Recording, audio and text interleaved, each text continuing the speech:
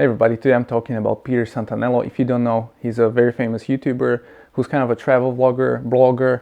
He goes around different countries, different communities, makes videos of it on YouTube, and I really love his content. Actually, he's one of my favorite YouTubers because I try to do the same thing with the GoPro I have.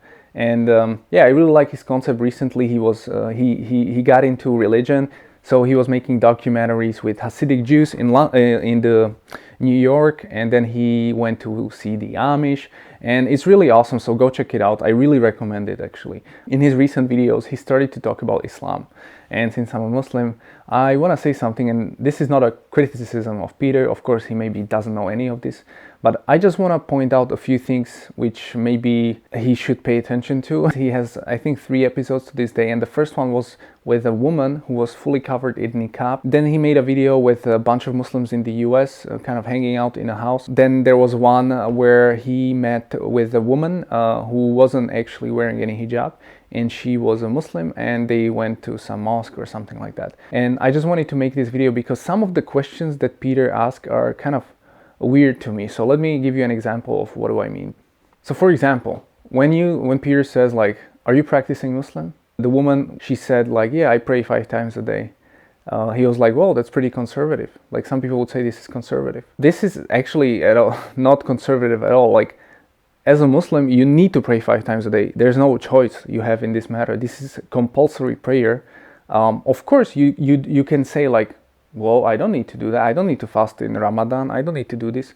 Well, yeah, that's true. I mean, you can be called Muslim by name. Why are you Muslim? Why do you claim that? Is it just an identity now? No, like the real religion is about the connection between you and God. So like if you get rid of the prayers and all these rules, then what's left? Like there's no difference between a secular person and then a religious. Somebody who's praying 5 times a day is not conservative by any stretch of imagination. It's actually like pretty standard. Just the question of are you practicing, I can see the intention behind it, because like Peter says in the videos that he's like, I think Protestant, but he doesn't practice. I was a Catholic, but I wasn't a Catholic. I wasn't going to church. I didn't believe in God. So the question is really going back to, do you believe in God and do you believe Jesus died for your sins? Then you can claim you're a Protestant. But if you don't believe that, and if you think there are problems with your church and you were just born into it, or you have some baptism or something, you're not Protestant. So like the same with Muslims, like, are you practicing, like implies that there can be something like non-practicing Muslim. That actually doesn't exist. Like, so just to be clear, like this is basic Islam. Coming from your background, maybe you don't get that, because of course I was a Christian, I was never a Muslim, and I also asked like, are you practicing? Because in Christianity this is kind of weird, but in Islam this is not a question. Everybody should pray 5 times a day. This is something that's not like a hijab. Even hijab is compulsory. So the woman should wear it. It's not as obligatory as the pillar. And the 5 pillars, one of them is your prayers, your daily prayers, your salat. So like this is the foundation of your faith. Another question that I heard you say to, I think some of them, was, what do you get out of it? This question implies that they somehow one day said like, oh, I'll become a Muslim, or like, I'll try this, like I'll get out of it some benefit. I think it's a wrong question, because like I can ask you the same thing, like what do you get out of being secular? Like what do you get out of it? Because the reason is why this question is kind of false premise is that here's the situation for a Muslim. You will die, then there is a day of resurrection, day of judgment, where all your deeds are measured, so good deeds, bad deeds, and through Allah's mercy, through God's mercy, He shall enter you to paradise if you are lucky, and if you're not, you're going to hellfire. And that's the basics, okay? I'm talking basics now. And for a Muslim, this is true. There is no saying like, I don't think, like, no, this is what's gonna happen. So this is like, not like I think this will happen, or I believe this will happen. No, I know this is going to happen. Why do I know this is going to happen? Well, because the Quran says so. Why do I believe the Quran? Well, because it's the only preserved religious textbook from the time of the Prophet. Why do you think it's the truth? Well, there's many reasons. The Prophet couldn't write or read. There are miracles which predict the future. Everything about the Quran is sort of unique. Okay, Why even claim that something like this exists? Why do we need that? Well, okay, let's think about it. You're gonna die. What happens next? I don't want to talk about it. Why not? All the philosophers in the world were talking about it. Then you have Christianity, all these religions. How does secularism then affect your life? Well, you can do whatever. You don't have sort of this mentality that you're gonna die and something happens. So this definitely affects your choices. So then you don't have to pay attention to your bad deeds as much, because you can just say, hey, I'll drink alcohol. There's nothing, no harm in it for anyone else, because I'm not religious, or I'm gonna have sex with this woman. You can do those things as a secular person because you don't have this mindset.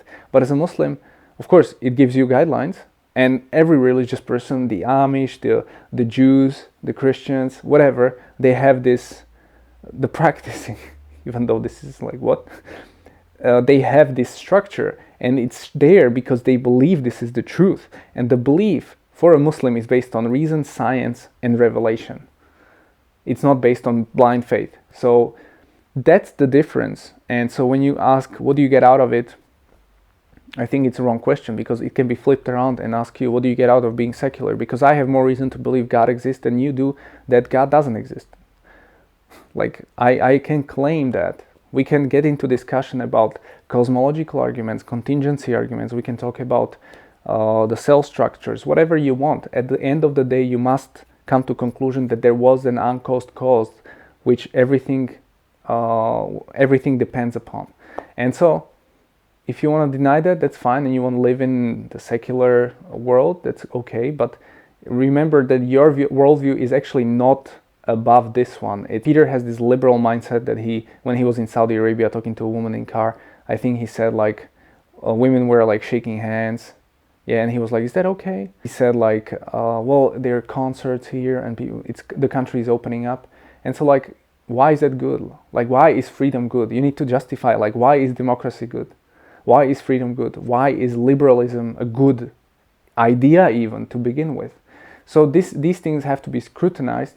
And basically, my conclusion is that as you did the video with the rabbi for Jews, do the same with the Muslims and find a respective sheikh, not a liberal one and not like ultra conservative, but find someone who the whole community respects, and make an interview with him. He can be in the States, and just get the basics right so that you understand, like, Muslim has to do these things.